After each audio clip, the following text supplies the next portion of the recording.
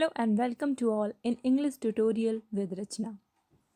Learners, in this video I am going to teach you a very well-known poem that is the part of Beehive English book of class 9 CBSE NCERT book Wind written by Subramaniam Bharati. Let me tell you something about the poet. So Subramaniam Bharati is an Indian poet, writer and journalist at the same time. And this poem Wind has been originally written by him in Tamil, but it was translated into English. Indian English poet. Now, with the help of this poem, the poet us wants us to be strong, to be firm during all the hurdles and problems. Otherwise, those problems will make us weak, and if we are weak, only then those problems are going to destroy us. If we are strong, then and firm, then nothing can destroy our perish us. Meaning, अगर हम मजबूत हैं, अगर हम दृढ़ संकल्पित हैं, तो कोई भी समस्या हमारे लाइफ की हमें बर्बाद नहीं कर सकती है, हमें नष्ट नहीं कर सकती है और हम सभी प्रॉब्लम से निकल जाएंगे. वहीं अगर हम कमज़ोर हैं तो हमारे लिए जो मुश्किल है वो हमें और कमज़ोर कर जाती हैं और वो हमें जो है ख़त्म कर देती हैं. तो in this poem with the help of the wind, the poet has taken the wind as a personification, and he has tried to teach us this very important message with the help of this poem. So now let's start this poem line by line. Wind, come softly, don't break the shutters of the windows, don't scatter the paper, don't throw down the books on the shelf. So in the first stanza, the poet is addressing the wind. The wind has been personified here, as I told you. The poet is asking the wind not to do destruction to his things. He taking the examples of shutters, breaking the shutters of the windows, scattering the papers, or throwing down the books on the shelf, taking the help of these examples, that like when the wind blows fast, how it destroys everything around it. So taking the help of these examples, the poet wants to show that how things are destroyed due to the fast blowing wind. So he is requesting the wind to blow gently, to blow slow, not very fast. The poet asks the wind to come softly and tells the wind to not break the destruction, do not break the shutters of the windows. She also said the wind to not throw the books around as wind usually do. Now let's begin the second stanza. So in the second stanza, the poet says, "There, look what you have did. You threw them all down. You tore the pages of the books. You brought rain again. You are very clever at poking fun at weaklings." Now, with the help of this stanza, the poet wants to convey us. He's saying the wind didn't listen to the poet, and that is why the poet is addressing the wind and saying to it that he's addressing him as if it is the wind is a human being and it can see, and that is why he is saying the wind that look what you have done. So he is addressing the wind and pointing towards its destruction that it has caused.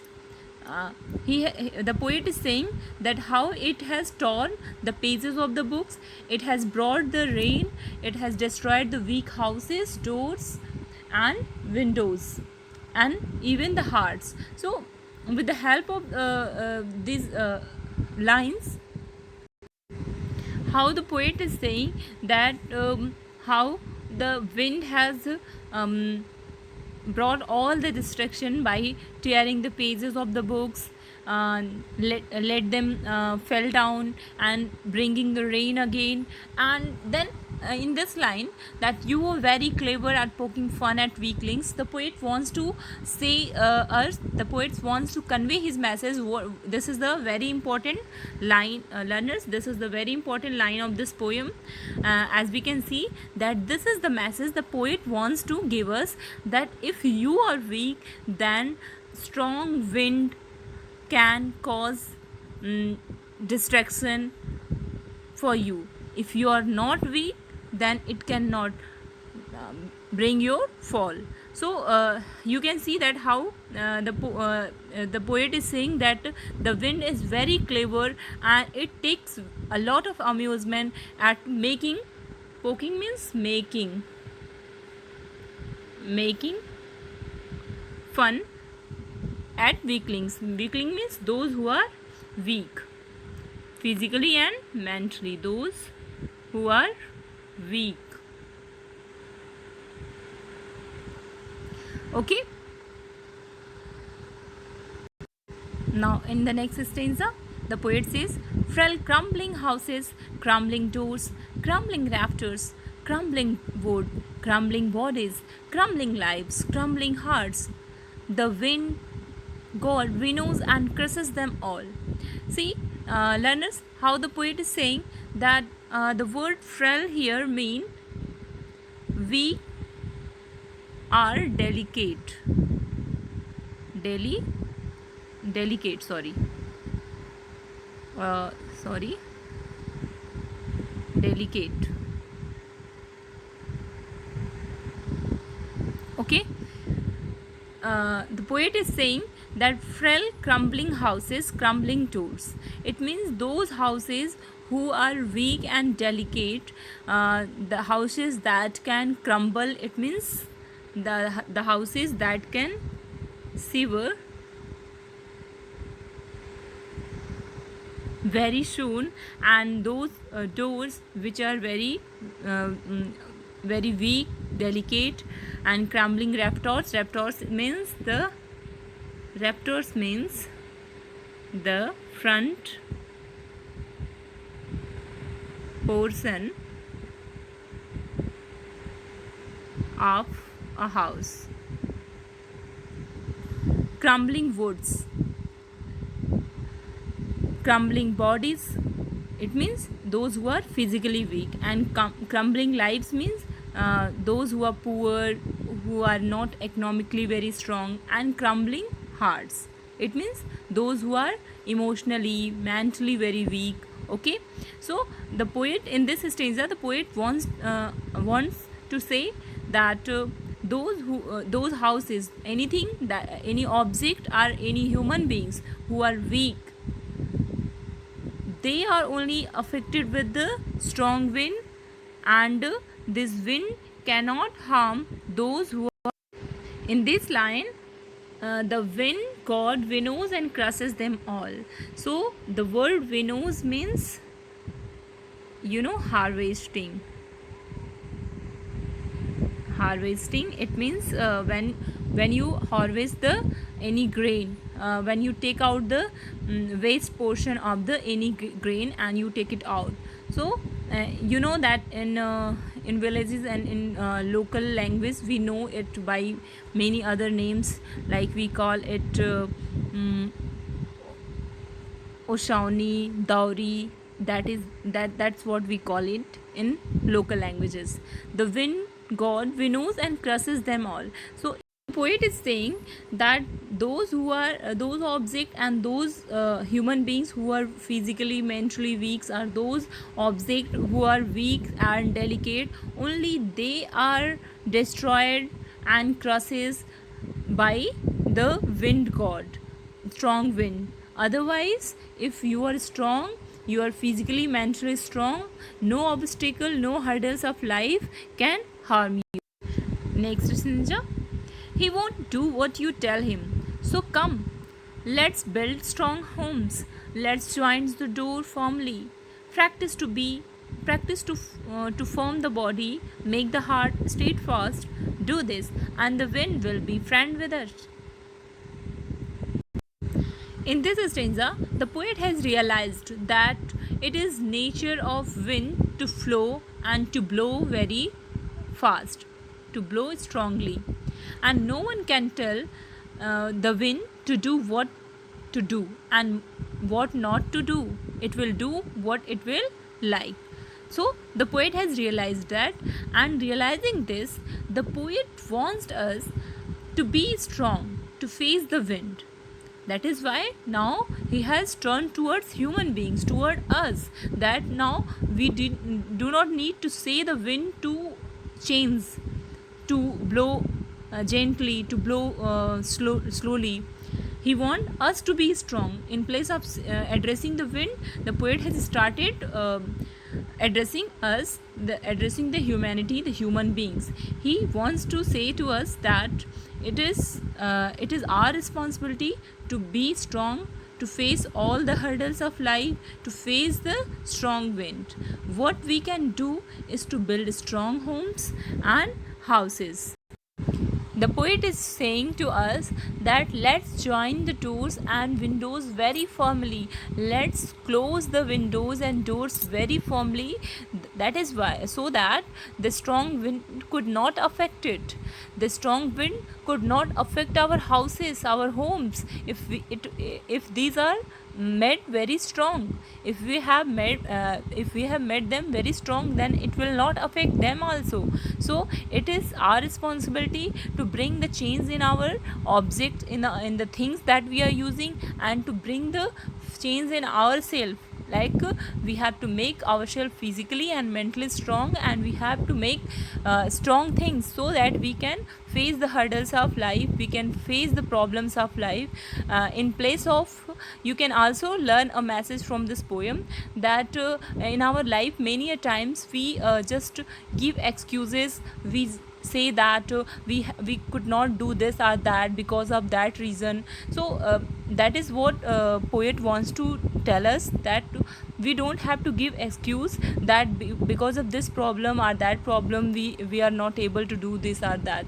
If we will be doing that, then nothing will change. We have to bring the change in ourselves, and that is why he is saying to us that make sure that we have to make ourselves strong physically and mentally. We have to make ourselves firm, and we have to also make our heart strong. Next stanza. Do this, and the wind will be friend with us. The wind blows out weak fires. He makes a strong fire roar and flourish. His friendship is good. We praise him every day. Now in this stanza, the poet has conveyed the message what he wants to convey us. Let's see that poet is saying that do human beings whatever I am saying to you. I am telling you to make strong homes, to make strong houses. I am telling you to close the doors, windows, and everything firmly. And I am saying you to practice to make your body strong, and also to make your heart strong and steadfast. If you are following my instructions, if you are following my sayings, then definitely the wind will be friend with you.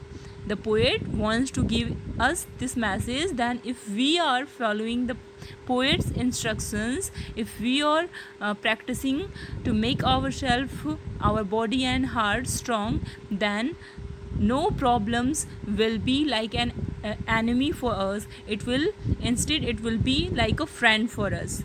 The wind blows out weak fires. And in the next line, how the poet is saying that you can see that the wind only it blows out means the meaning of the blows out is bujhana, you can say in Hindi, bujhana. So the poet is saying that the wind blows out only the weak fires. Poet कह रहे हैं कि जो हवा है वो केवल जो कमज़ोर अग्नि होती है उसे ही बुझा पाती है. He makes strong fires roar and flourish. Taking the example of fires, how the poet has given a very good demonstration that only those who are weak they can be destroyed by the problems. If you are strong, then the problems will make more strong to you, and you will be surely get benefited from those problems also. Taking the example of fire, how the poet is saying कि जो हवा है वो केवल कमज़ोर अग्नि को बुझा पाती है. इनफैक्ट जो स्ट्रॉन्ग फायर्स होती हैं उन्हें तो ये और भी ज़्यादा फ्लरिश, रोर एंड फ्लरिश के जो तेज़ अग्नि होती है वो तो हवा के कारण और भी इसकी जो लौ है, जो इसकी अग्नि है वो और भी ज़्यादा ऊपर उठने लगती है. His friendship is good, and that is why poet is saying that all the problems of nature is not bad for us. If we have practiced to make ourselves strong and firm, then all the problems will be like a friend for us, and its friendship, the friendship with all the natural problems of our surrounding is good for us. It's not a problem for us. It will be like a friend for us, and it is also beneficial for us. It's not harmful for us, and that is why we should praise the strong wind in place of claiming our excusing giving excuse for these problems. We should praise these problems of the natural surrounding. We should not claim that these problems had made us weak. So learners, you can see that with the help of this poem, the poet has very beautifully expressed his ideas about both the destruction and constructive aspect of the wind and our life. The wind is often satirical of weak men. It means the wind always make fun of the weak people, of the weak object. Wind symbolizes the difficulties. Here the word wind has been taken. It symbolizes difficulties of the life, and fire has been taken, the example of the human beings, you can say. When we have the endurance to bear the difficulties of life, we can overcome each challenge. But if we are weak and unstable, we will perish, and we will face our destruction to the difficulties of life. Now let's discuss the literary devices in the poem. So first I will tell you the rhyme scheme of the poem. So the rhyme scheme of the poem, the entire poem is written in free verse. Now let me tell you what is a free verse. So free verse poem has no rhyme scheme. It has no definite rhyme scheme or meter. The literary devices, the other literary devices like figure of speech which are used in this poem, like personification. Now what is personification? Personification.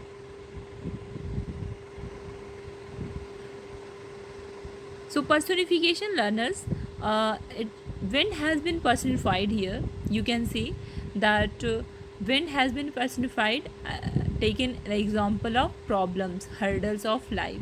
When the poet says you are, he is referring to wind as you. That means he is treating wind as a person. So whenever we treat any object, any which is not living, then it is called personification, when we address it as a human beings.